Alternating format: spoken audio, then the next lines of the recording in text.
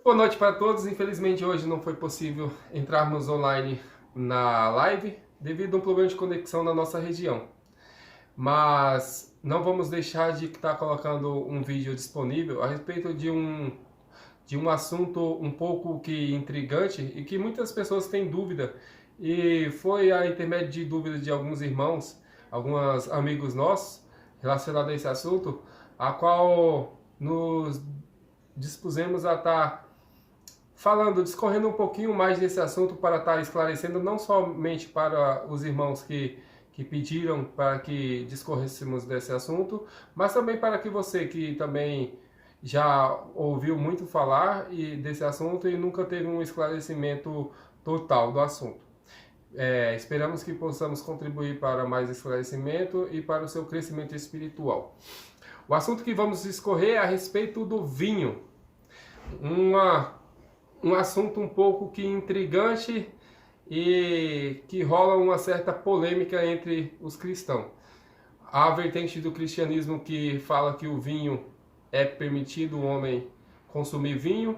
Outra vertente do cristianismo fala que não é permitido, segundo as leis cristãs. E hoje vamos ver o que a Bíblia diz a respeito de tudo isso.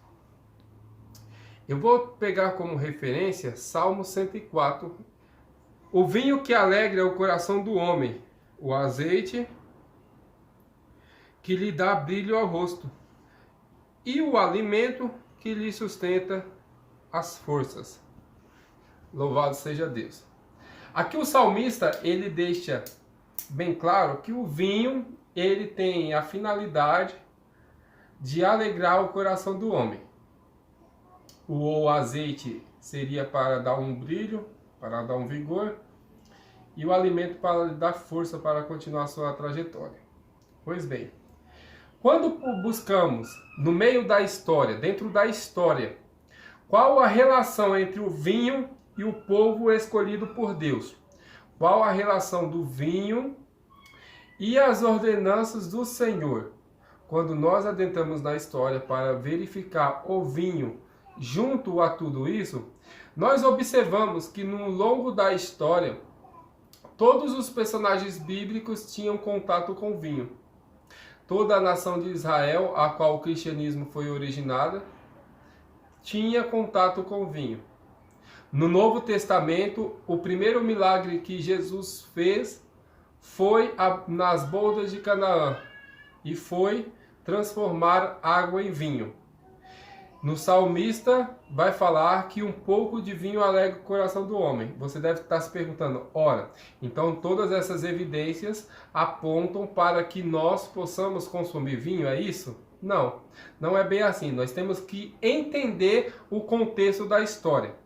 Nós vamos ver que no meio de todas essas trajetórias, o vinho ele teve várias finalidades. A primeira finalidade do vinho era medicinal. O vinho era para transformar algo que continha uma impureza em puro. Nós estamos falando aqui de uma cultura judaica cristã, de um local a qual a água era escassa, não tinha em abundância água, e o pouco que tinha não tinha um tratamento específico para essa água. Por esses fatos, muitas pessoas naquela época, na era medieval, se contaminavam com a água suja e por isso era acometido de várias doenças e chegava até a morte. Por esse motivo, em Israel em específico, era tradicionalmente usado o vinho no lugar da água. O vinho era um dos líquidos mais consumidos entre o povo judeu. Por quê? Justamente porque as águas que lhes era fornecida ou lhe era proporcionada não era de uma confiança, não tinha uma confiança para ser consumida. Ou seja, às vezes as pessoas não tinham confiança o suficiente para saber se ela estava apta para o consumo ou não. Por esse motivo, as pessoas elas se davam a consumir vinho. Porém, o salmista está falando assim, ó, uma taça de vinho, um pouco de vinho alegra o coração do homem. É fato que a segunda O segundo objetivo do vinho era se alegrar. Ele tinha o propósito também, não só medicinal, mas como alegrar. Numa festa, que nem a boda de Canaã, não se podia deixar faltar vinho para que as pessoas se alegrassem, para que não faltasse alegria, para que a festa não acabasse, uma vez que o vinho simbolizava também a alegria, então significava que não poderia deixar para que as pessoas continuassem se alegrando. Pois bem, então você quer dizer que o vinho, podemos consumir o vinho, ou seja, a bebida alcoólica, porque tudo isso tem um parâmetro bíblico. Não, não é isso que eu estou dizendo. Eu estou dizendo que dentro de uma cultura judaica cristã, o vinho tinha a finalidade de purificar as águas e tinha uma finalidade totalmente medicinal. Então, por isso que o seu consumo era cada vez mais comum. Também tinha a finalidade de te alegrar, porque o vinho tinha como finalidade deixar a pessoa mais relaxada, mais descontraída. Então, o vinho também não faltava em suas festas. Porém, o vinho, um certo momento, ele foi abolido das práticas cristãs. Por quê? Porque o vinho em excesso leva à libertinagem.